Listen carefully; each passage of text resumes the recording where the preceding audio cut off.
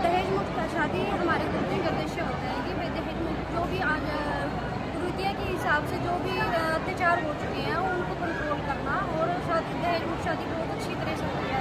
बिना दहेज शादी से कोई आपत्तिजनक बात नहीं होती है। यहाँ पे मैं पहली बार पहुँचा हूँ, बहुत अच्छा लगा है। ये आश्रम मतलब दहेज मुक्त है जी। और राम महाराज जी के जो सत्संग था, जो ब्रह्मा जी के बारे में उन्होंने बताया, ओमकार के बारे में, बहुत अच्छा लगा। अच्छा लगा। चंडीगढ़ जीरकपुर से तो पहली बार आप आए हैं, और क्या संदेश देंगे लोगों को जो आप दहेज मुक्त शादी कर रहे हैं आज, उसके बारे में क्या कहेंगे? हाँ, मैं यही कहना चाहता हूँ, देशवासियों से मैं अपील करता हूँ कि वो दहेज को बढ़ावा ना दें और दहेज मुक्त शादी करवाएं और रामपाल महाराज के आदेशों का आह्वान करें और संतों की इस देश में सेवा होनी चाहिए जी। धन्यवाद। आप लोगों को सभी को बताना चाहते हैं परमात्मा का संदेश। सभी कहते हैं सत्संग की आधी घड़ी तब के वक्त हजार तो भी बराबर है नहीं, कहें कबीर विचार। कबीर भी कहते हैं सत्संग की तो आधी घड़ी भी सत्संग सुन ले तो भी उससे पाप कटते हैं। हम जब भी अपने घर से निकलते हैं, चलते हैं, इधर उधर जाते हैं, बहुत ही मरते हैं हमारे पैरों के नीचे आके जी। और उसके लिए परमात्मा से अगर हम नाम लें परमपिता परमेश्वर की साथ, तो उससे हमारे पाप कटते हैं। हाँ जी।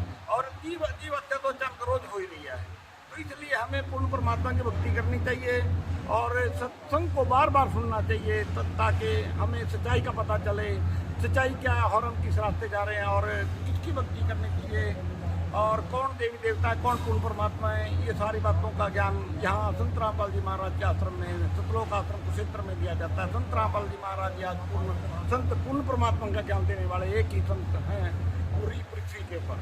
जीव के प्रति, सतगुरु रामपाल जी महाराज जी के प्रति, ये बरसात में भी उनको इसका पता है कि वो अगर सत्संग में आएंगे उनको कितना लाभ है।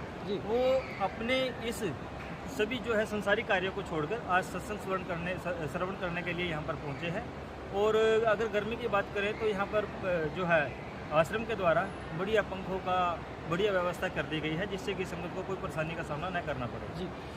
क्या कहें, बाढ़ में भी आप लोग सबसे आगे रहे हैं, सबसे पहले लोगों तक पहुंचे हैं, बड़ा एक आपकी तरफ से जो सेवा का कार्य किया गया, ये प्रेरणा कहाँ से और कैसे उत्पन्न होती है आप लोगों के अंदर? जी, ये प्रेरणा जो है हमारे सतगुरु देव संत रामपाल जी महाराज जी के आदेश अनुसार ही ये सारी सेवा की गई है जी। उन्होंने जो है इस जो ये आपदा का समय था, जब सभी जगह पानी ही पानी था और लोग अपने घरों की छतों पर ही रात गुजारने को मजबूर थे, पशु भी भूखे थे, कई पशु तो जो है जल प्रवाह में बह गए थे, घर भी बह गए थे और कहीं पर खाने पीने की व्यवस्था नहीं थी।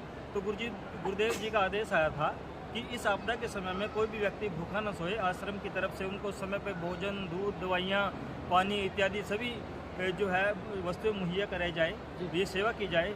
और इसके अलावा जो पशुओं के लिए चारा था, यहाँ पर पास ही गौशाला है, ये जो अन्य गौशालाएँ भी शहर के अंदर हैं, तो पूरे भारत में गौशालाओं में भी जो है चारे की व्यवस्था आश्रम के द्वारा की गई थी। एक बड़ी बात और पूछेंगे, लोगों से किस प्रकार जुड़ सकते हैं लोग आप लोगों से आकर के और संत रामपाल जी के महाराज के जो सानिध्य में आ सकते हैं? क्या उनके लिए नंबर वगैरह या क्या चीज़ आप फ्लैश करेंगे जिससे वो डायरेक्ट जुड़े?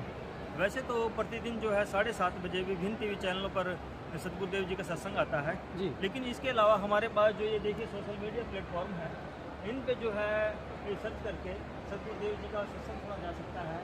तो इन्हीं के नंबर भी जो है आश्रम के फ्लैश होते हैं जी। तो इनके द्वारा भी जो है आश्रम से हमारे सतगुरुदेव जी से जुड़ा जा सकता है जी। ये अरमैनी शादी को अरमैनी बोलते हैं हमारी भाषा में, संत भाषा में जी।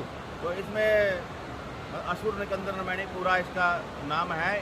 ये वेद में भी लिखा हुआ है, मध्य दिन विश्व देवता, विश्व के पूरे देवताओं का उसमें आदर किया जाता है। दिन के मध्य में दोपहर को ये वेद में भी इसका प्रमाण हम दिखा देंगे। जी। तो हमारे सतगुरु जी सबका आदर करवाते हैं, सबका जो ब्रह्मा विष्णु महेश है, सबकी विधि पूर्वक भक्ति स्टार्ट करवाते हैं। और सत्संग के माध्यम से यहाँ पर जितनी भी बुराइयाँ हैं, दहेज मुक्त शादियाँ जैसे, और जितने भी नशाखोरी, जैसे ब्लड कैंप अब तो नहीं लगा, अभी महीने बाद हमारा बड़ा समागम है, उस पर ब्लड डोनेट किया जाएगा। कैंप लगेगा, 400 यूनिट कम से कम दान करते हैं उसमें। और जितने भी और कुरीतियाँ हैं समाज की, सत्संग के माध्यम से ही हो जाएंगी। और जो असली मकसद है यहाँ से आत्मा को मुक्त करा करके काल की जेल से, काल बलि की जेल है, 3 लोग पिंजरा भया, पुण्य पाप 2 जाल, सभी जीव भोजन पे खाने वाला काल। अब काल की परिभाषा जो समझ में आएगी वो काल का होना, जो गीता में भी बताया, वो खुद कह रहा है मैं काल हूँ, बड़ा हुआ काल हूँ, सबको खाने आया हूँ। इसका सत्संग सुनने से पता लगेगा। सत्संग से शोध आवे नहीं जीव 84 में जावे। हमारे गुरुदेव जी समाज सुधार के लिए ये पुस्तक है, धरती ऊपर स्वर्ग। ये पुस्तक हम हर गांव में सरपंचों को, पंचों को, गणमान्य व्यक्ति जितने भी हैं, सबको ये पुस्तक हम दे रहे हैं। तो इस पुस्तक से आपको भी पढ़ करके पता लगेगा कि हमारे गुरु जी क्या बनाना चाहते हैं, धरती पर स्वर्ग बनाना चाहते हैं वो हमारे गुरुदेव। तो अब ये ऐसे समागम ये हमारे हो ही रहे हैं, आपको पता ही है, महीने बाद होता है ये। और जो बड़ा समागम है वो अगले जैसे 5, 6, 7 का है, तो वो समागम 3 दिन का होगा। ठीक है जी। वो जैसे पहले भी अन्य आपके का पता ही है, आप कवरेज करते हो।